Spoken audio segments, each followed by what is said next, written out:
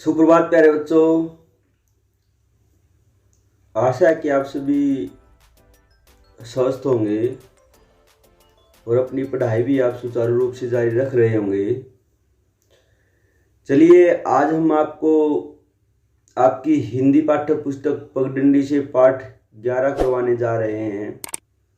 इससे पहले मैंने आपको पाठ के शब्दार्थ करवा दिए और पाठ को पढ़ा दिया, ठीक है। और आपको अच्छी तरह समझ में भी आया होगा अगर आपने पाठ को अच्छी तरह पढ़ा है, क्योंकि ये एक व्यक्ति के पर आधारित एक जीवनी है। किसी व्यक्ति के जीवन के बारे में लिखा गया है, किसी विशेष व्यक्ति के से जुड़े हुए इस पाठ में तथ्य दिए गए हैं कि भाई उस व्यक्ति का जन्म कब हुआ, कहाँ हुआ, उसने क्या क्या किया, कितने कैसे प्रसिद्धि पाई। आप समझ गए होंगे मैं किसकी बात कर रहा हूँ। जो आपका पाठ 11 है, शहनाई का जादूगर। शहनाई का जादूगर किसे कहा जाता था? शहनाई का जादूगर कहा जाता था उस्ताद बिस्मिल्लाह खां को। शहनाई का जादूगर कहा जाता था उस्ताद बिस्मिल्लाह खां को, ठीक है। आप समझ गए होंगे। तो देखो आज हम करेंगे शहनाई का जादूगर उस्ताद बिस्मिल्लाह खां के संकलित अभ्यास के भाग क करेंगे हम। संकलित अभ्यास से भाग क करेंगे हम, जिसमें दिए हुए हैं बहुविकल्पीय प्रश्न उत्तर। जिसमें दिए हुए हैं बहुविकल्पीय प्रश्न उत्तर, जो कि बहुत ही आसान है और 3 ही प्रश्न उत्तर हैं। ज़्यादा मैंने बनाए नहीं, आपकी बुक में भी 3 ही दिए हुए हैं, मैं 3 ही करवाऊंगा, ठीक है। चलिए हम स्टार्ट करते हैं। इसमें हमने क्या करना है, इसमें हमारे सामने 3 प्रश्न उत्तर दिए जाएंगे, ठीक है। प्रत्येक प्रश्न के 3 ऑप्शन दिए जाएंगे।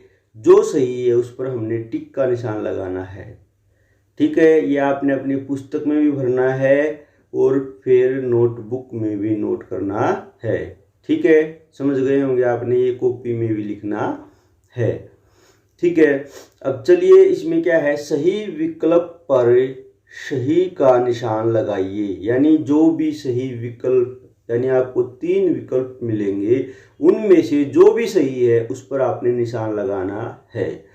चलिए हम स्टार्ट करते हैं। हमारा पहला ही प्रश्न है, उस्ताद बिस्मिल्लाह खां कैसे व्यक्ति थे?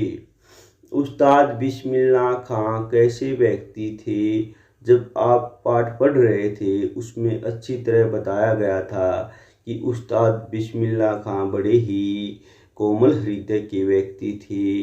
देखते हैं हमारे ऑप्शन में ये है या नहीं है। देखो सबसे पहले दिया हुआ है कोमल हृदय के, घमंडी, शांत स्वभाव के। देखो घमंडी तो थे ही नहीं, ये तो ऑप्शन बिल्कुल ही नहीं होगा। शांत स्वभाव के थे लेकिन कोमल हृदय के थे, तो ये क्या होगा, हमारा उत्तर होगा, ठीक है। तो उस्ताद बिस्मिल्लाह खां कैसे व्यक्ति थे? कोमल हृदय के व्यक्ति थे।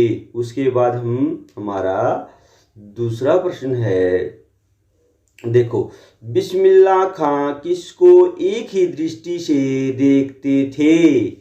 बिस्मिल्लाह खां किसको एक ही दृष्टि से देखते थे? आप सभी ने जब पाठ पढ़ रहे थे वहाँ आता बिस्मिल्लाह खां पूजा और संगीत को एक ही दृष्टि से देखते थे, या बिस्मिल्लाह खां संगीत और पूजा को एक ही नज़रिए से देखते थे। वे बिल्कुल भी उसमें कोई भेदभाव नहीं करते थे। वो मानते थे कि संगीत ही पूजा के समान है और जब तक हम इसकी इज्जत नहीं करेंगे तब तक हमें इसमें कोई भी प्रसिद्धि नहीं मिलेगी, ठीक है। तो क्या आएगा इसका उत्तर? देखो पूजा को, हाँ ठीक है भाई, संगीत को भी मानते थे, लेकिन उत्तर क्या होगा?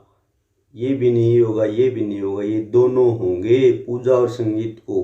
बिस्मिल्लाह खां किसको एक ही दृष्टि से देखते थे? पूजा और संगीत को, ठीक है। अब आगे देखो, आगे है उस्ताद बिस्मिल्लाह खां ने अपनी अंतिम सांस ली।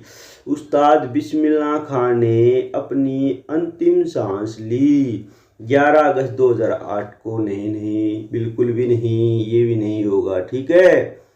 30 अगस्त 2004 को नहीं, बिल्कुल भी नहीं होगा, ठीक है। आप सभी को पता है कि उस्ताद बिस्मिल्लाह खां का जन्म 1916 में हुआ था। 21 मार्च 1916 को हुआ था। और जब उनकी मृत्यु हो गई, जब उनका स्वर्गवास हो गया, जब उन्होंने अंतिम सांस ली, उस समय वे 90 वर्ष के थे। ये तो आप समझ जाओ कि 1916 में हुआ था तो 90 साल बाद क्या आएगा, 6 ही आएगा, न 4 आएगा न 8 आएगा। तो 21 अगस्त 2006 को उस्ताद बिस्मिल्लाह खां ने अंतिम सांस 21 अगस्त 2006 को कहाँ पर ली थी?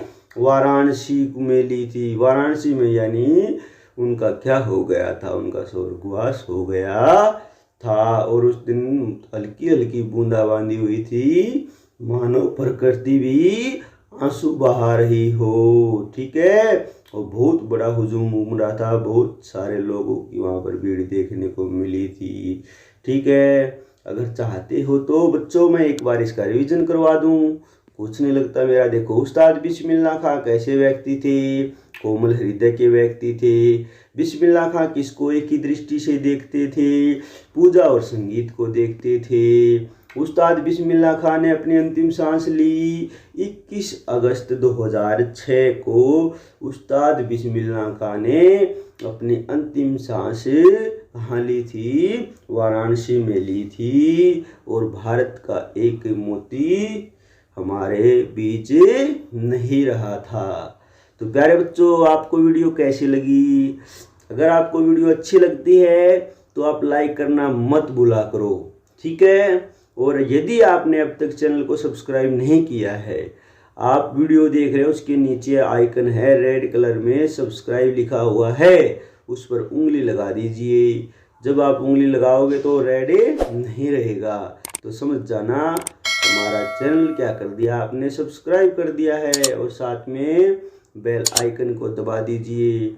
जब भी मैं आपके लिए वीडियो डालूंगा तो तुरंत आपके सामने हमारी वीडियो आ जाएगी, आपके पास नोटिफिकेशन भी चला जाएगा, आपको पता चल जाएगा कि सर ने कोई ना कोई वीडियो अब डाली है, उसको मैं देख लूँ। और आपका भी काम चलता रहेगा और मुझे भी पता चलता रहेगा कि कितने बच्चे मेरे साथ जुड़े हुए हैं, कितने बच्चे मन लगाकर पढ़ाई कर रहे हैं। तो प्यारे बच्चों, आज के लिए इतना ही। वीडियो को देखने के लिए आप सभी का बहुत बहुत धन्यवाद। चलिए, जल्द ही मिलते हैं नेक्स्ट वीडियो में आपको हम